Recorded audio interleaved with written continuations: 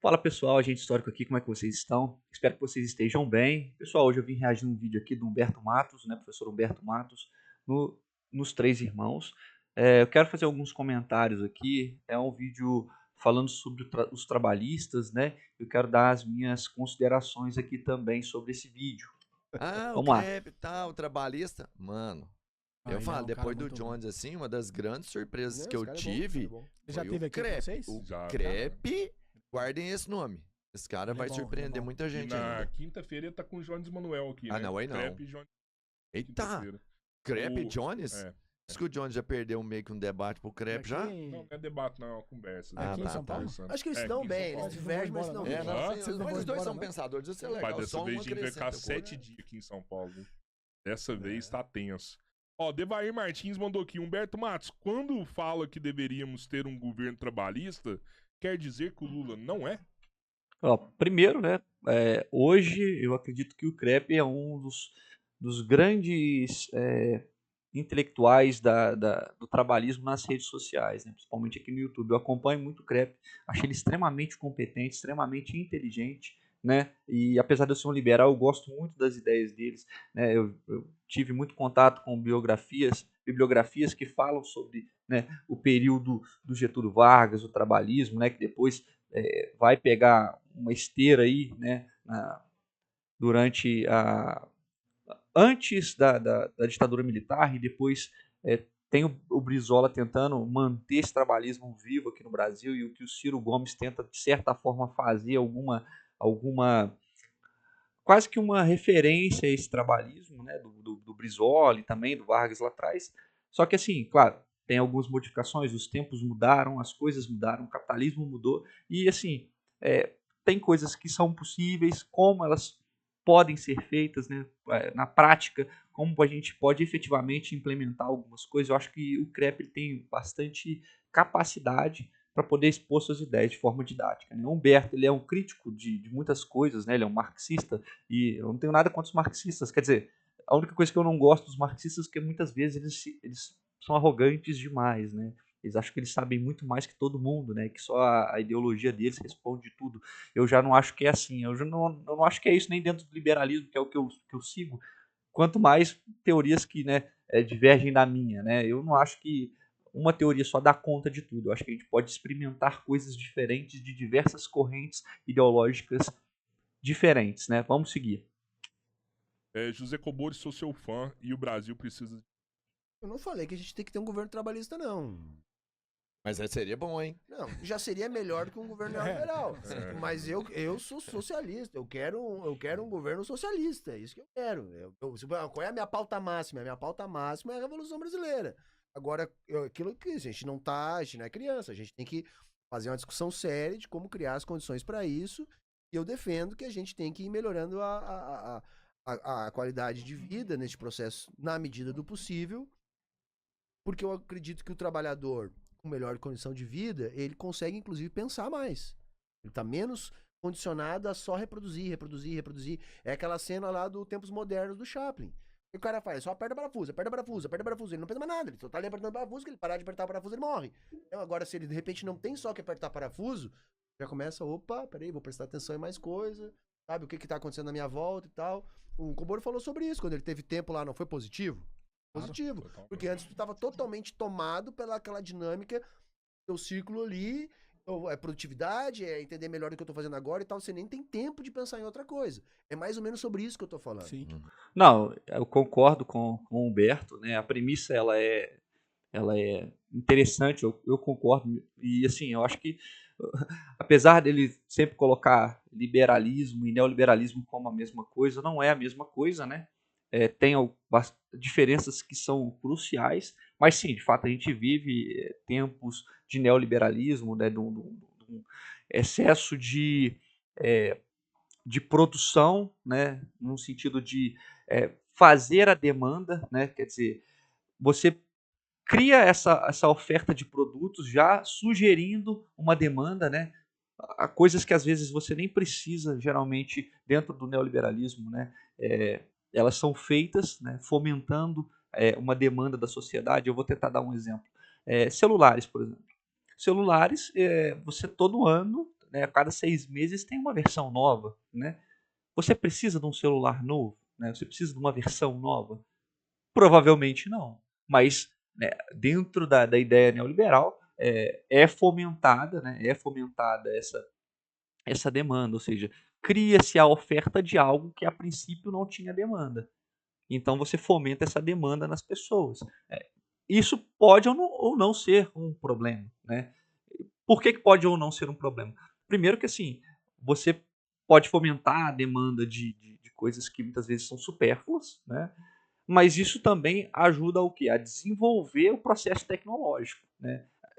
Eu sei, tem a questão, né, ambiental, tem a questão do trabalho, que são coisas importantes, né? Eu sei disso, né? Mas eu acho que é importante também a gente ter, a passo de não degradar as coisas, né?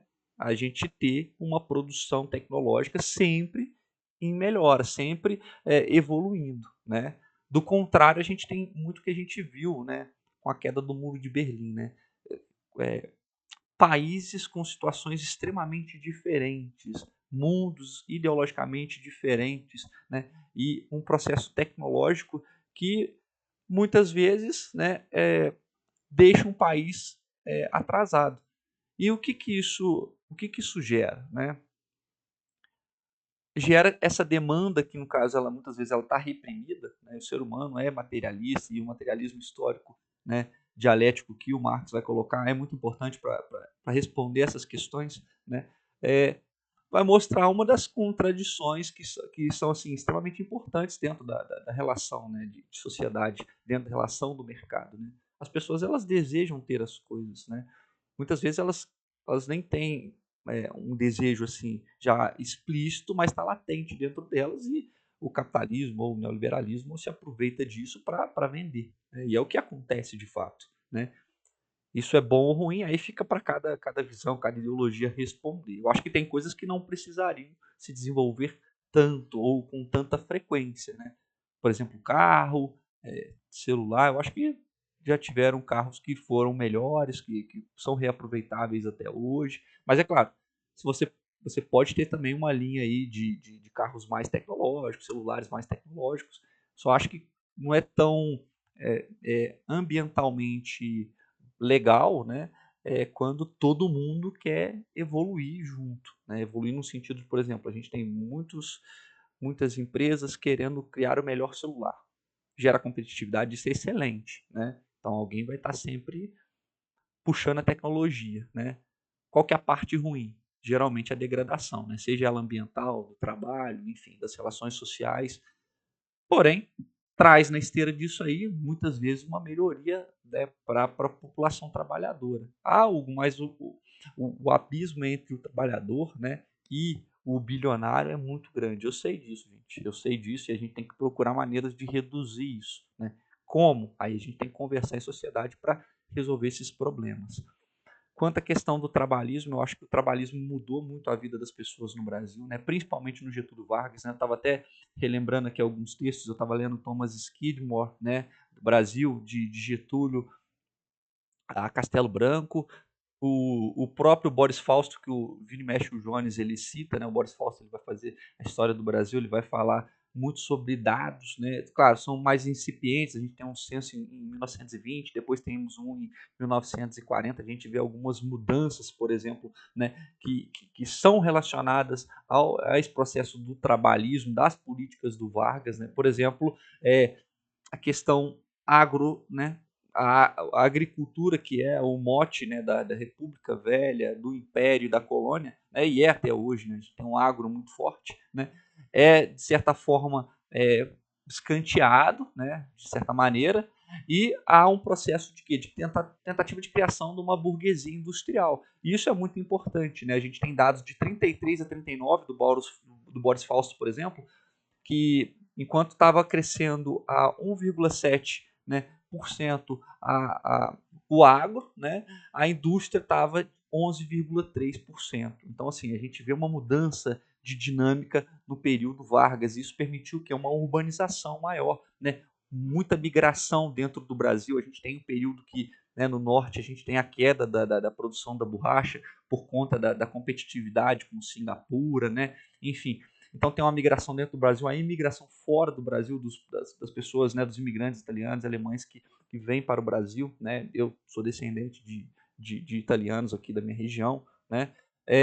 Isso é muito importante porque mostra algumas das mudanças que foram permitidas por conta do Getúlio Vargas e por conta do trabalhismo do Vargas, né? Claro, são vitórias também, né, dos movimentos operários, dos trabalhadores de certa maneira, né, mas são grandes modificações que tiveram na sociedade. Claro que a estrutura ela não mudou, né? A estrutura não mudou. Acho que mudar a estrutura é somente com uma revolução, né?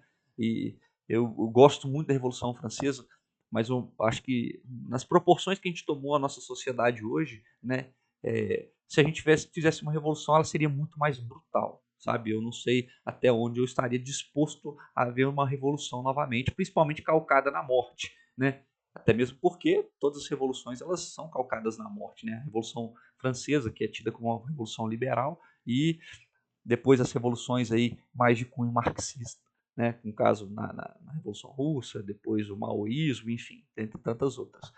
Mas assim, a gente tem aí no Boris Fausto alguns fatores, né, e alguns dados que mostram a evolução da sociedade, né? Essa questão da educação, por exemplo. Depois da CLT, né, depois da consolidação das leis do trabalho, a gente tem, por exemplo, né, em 20 a gente tinha 9% dos jovens, né, de 5 a 19 anos, né, estudando, conseguindo se formar, né, terminar todo o período de estudos. Já em 40 a gente tem 21%, né, desse mesmo núcleo, desse mesmo grupo se formando, né, se alfabetizando. Então a gente vê uma diferença muito grande, né, a qual o próprio Humberto está citando aí. E isso, gente, claro, dentro de uma revolução ele pode ser feito a passos maiores, principalmente com a centralização do poder, mas não é muito diferente do que o Getúlio fez, porque ele centralizou o poder também, né? Ele centralizou o poder e foi isso que fez com que ele pudesse fazer transformações um pouco mais profundas na sociedade, né? Temos outros autores também, como o Kazumi Munakata, que ele vai falar, e ele tem uma crítica, eu acho que mais próxima do que o Humberto vai entender, né, que a CLT ela também serve como mecanismo, né, de atrelar o sindicato, né, ao Estado e, de certa forma, anestesiar os trabalhadores, né, porque durante o período do Vargas, né, os sindicatos e os trabalhadores estavam muitas vezes apaziguados pelo Estado, né, ou seja, o Estado falava por eles, né, e isso é uma das críticas que os próprios marxistas têm, né, quanto à CLT, enfim, a esse período do Vargas. Mas, de fato, há uma mudança, há uma melhora, tá, gente? A questão do voto secreto e voto feminino, que é implementado pelo Vargas, né? Enfim, tem tantas outras mudanças que a gente não vai ficar citando todas aqui. Só para mim entender, um trabalhista, eu sei que você quer um socialista, mas o trabalhista seria melhor que um liberal. Cara, concorda? mas assim, sabe onde é que tá o problema meu com os trabalhistas? É que assim, não adianta apenas a gente saber o que tem que fazer. Entende? Eu costumo dizer assim, ó, fórmulas para o desenvolvimento da economia capitalista, cara, tem vários autores, tem dezenas de livros, tem 500 experiências para avaliar e tal. Ou seja, não é a questão da gente não saber o que a gente tem que fazer para se desenvolver. O problema é que não há espaço político para a gente fazer. Veja, o que eu tenho dito é o seguinte, a China só faz o que faz nos últimos 30 anos, que lá teve uma revolução, que deu espaço político para a China fazer isso. Não adianta... Juntou os trabalhistas com os comunistas. Essa é a minha crítica ao projeto de desenvolvimento do Ciro Gomes. Veja. Você matou minha próxima pergunta. Mas essa é a minha crítica, porque veja, eu acho que dos presidenciáveis, o Ciro Gomes é o que mais entende de economia. Eu ia te perguntar. Dos presidenciáveis, ele é o que mais entende de economia. Eu tenho convergência com a maior parte das ideias dele, mas o problema não é deixa que eu chuto. Não adianta, se ele chegar lá, ele também vai estar condicionado pelas relações políticas que estão impostas. Então a questão não é saber o que fazer. A gente tem 500 exemplos de coisas que se a gente fizer que dão certo. Mas por que a gente não faz? Porque não tem espaço político pra gente fazer. Então o grande desafio, que a minha crítica aos desenvolvimentistas não é o que fazer para a economia crescer, é como abrir espaço político para a gente poder fazer o que tem que fazer. E é por isso que eu defendo um processo revolucionário. Que esse processo revolucionário, a revolução, ela não é essa caricatura da direita. Não é uma tiro, porrada e bomba, eu vou matar todo mundo. A revolução é a substituição de uma classe por outra no poder. Não tem dito como é que tem que ser isso. Se isso acontecer, isso é revolucionário. Então é isso que a gente busca. A gente tem que conseguir ter um governo que não seja pautado pela classe dominante, porque aí nós vamos ter espaço político para desenvolver políticas que resolvam. Tá, tudo bem. Eu concordo e discordo do Humberto nesse momento. Ele vai falar que tem que abrir espaço político. Eu concordo plenamente. Tem que ter quem apoie isso, né? E eu acho que essa é uma das grandes problemáticas da democracia representativa, né? Dentro da República, porque a gente tem ideias muito heterogêneas sobre o que acontecer, sobre como fazer, né? E o problema, acho que esse é um dos problemas principais do nosso caso brasileiro, que é esse excesso de corporativismo, né? E muitas vezes até mesmo de patriarcalismo do setor público, né? Por entes privados, né, gente?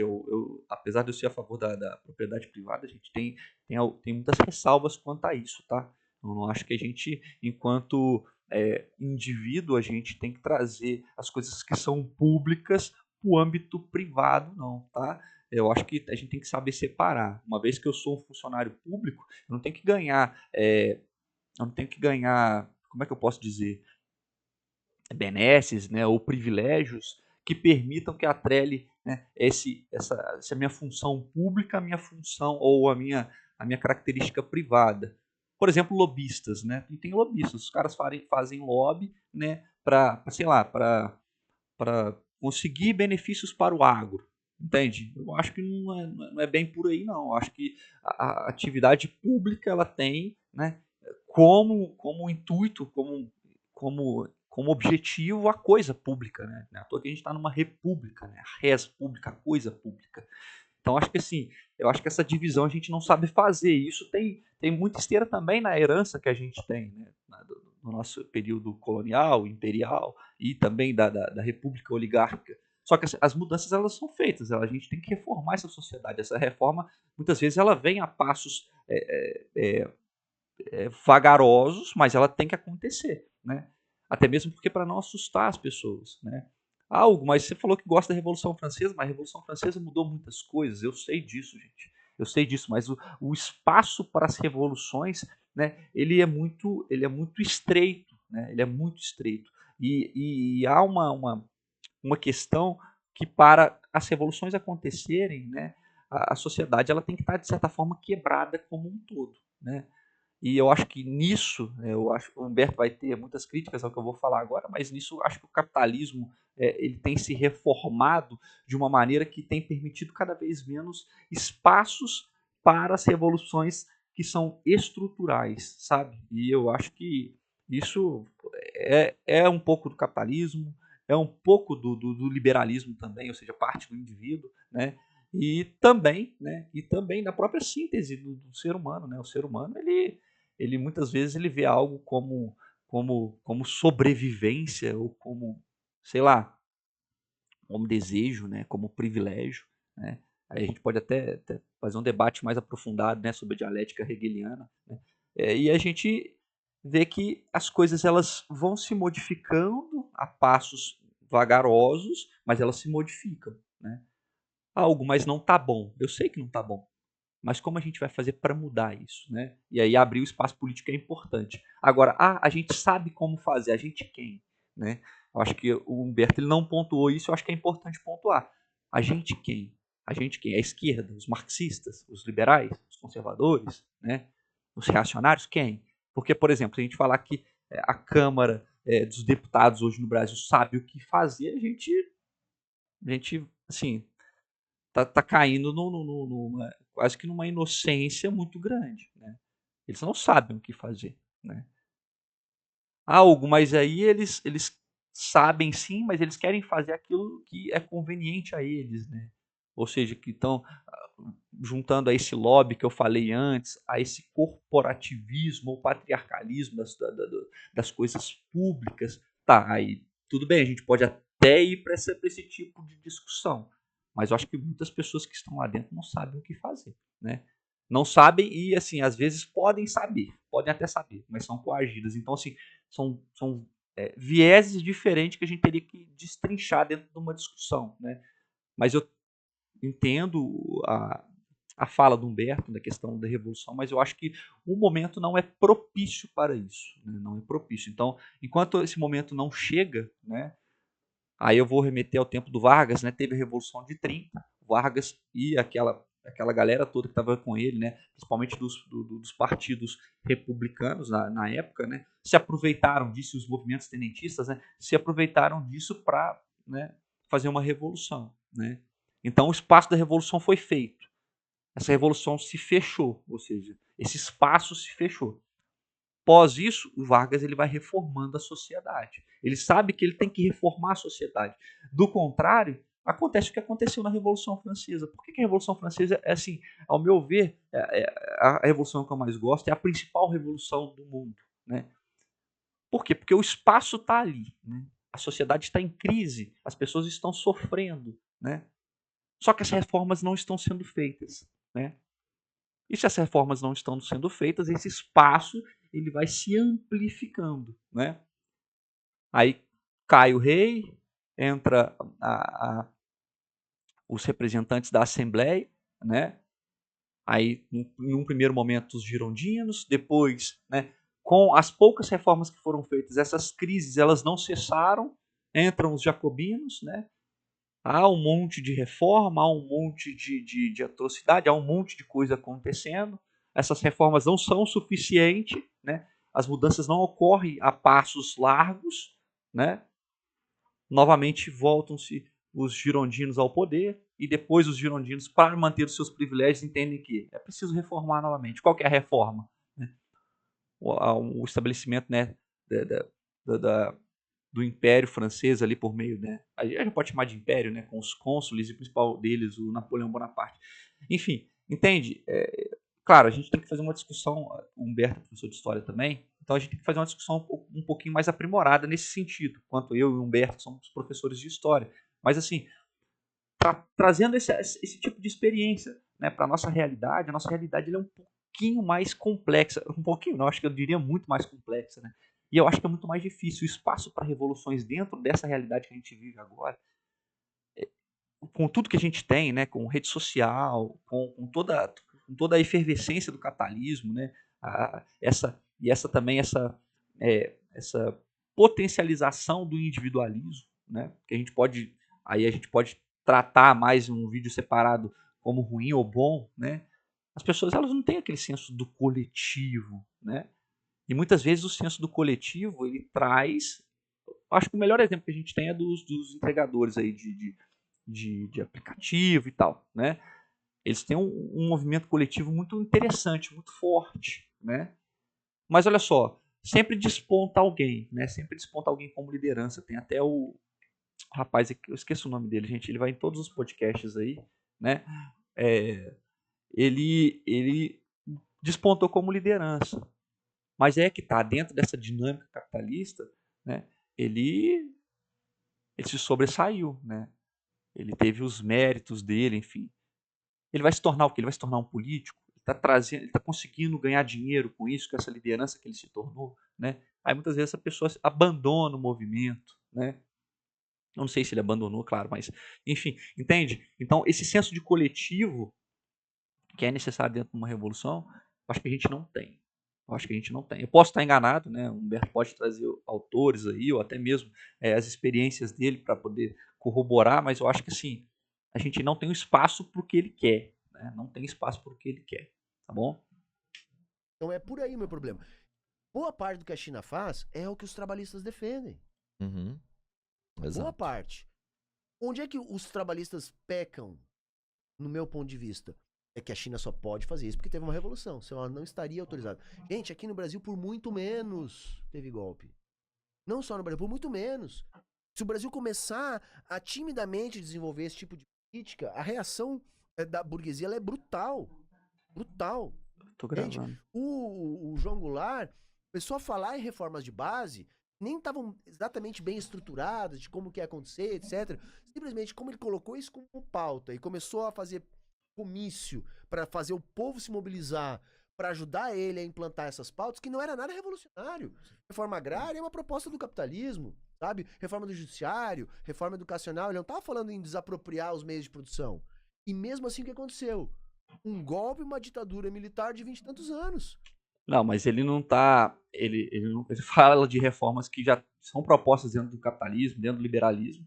Só que é o seguinte, eu acho que aqui o Humberto simplificou demais, né? Porque o João Goulart, apesar dele falar de reformas de base, a principal mote dele era a reforma agrária. Gente, está num país onde a elite é agrária, né? Desde a colônia, né? A gente não pode simplificar esse argumento. Ah, por muito menos. Não, não é por muito menos, não. Não é por muito menos. O Getúlio, ele teve, né, aí a gente pode dizer que ele teve, no caso, esse apoio, né, essa construção aí política para poder aprovar muitas coisas. Claro, um governo centralizador, um Estado ditatorial, a gente concorda com isso, né? O João Goulart, ele foi fazer isso num período onde a democracia, né, já estava um pouquinho mais amplificada, porém ainda tinha turbulência e a chance de golpe, né, que foi adiada com a morte do Getúlio lá atrás. Agora, falar numa forma de simplificar isso, claro que não, gente. A gente está num país onde a nossa elite sempre foi agrária. Sempre foi. O Getúlio tentou criar uma burguesia industrial, não conseguiu. Conseguiu, assim, um menor, né, num menor grau, né, para não dizer que não conseguiu, mas num menor grau ele conseguiu sim, né? Mas ainda assim quem dita as regras é a burguesia agrária, entendeu? E isso é muito importante.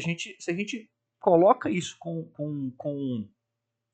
um aspecto de menor valor, né, que é o que o Humberto fez aqui, né, a gente não entende por que o João Goulart caiu, né?